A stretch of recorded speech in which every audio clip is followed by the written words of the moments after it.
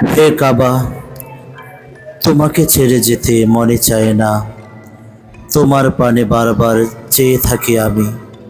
হে কাবা, বারবার যেন আসতে পারি তোমার দরবারে। তোমাকে দেখলে পরে দিলটা জড়িয়ে যায়, নয়ন জড়িয়ে যায়, দিল খুশি হয়ে যায়।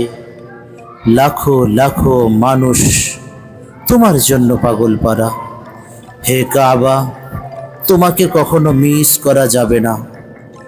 হে কাবা, তুমি তো একমাত্র, কেবলই তুমি।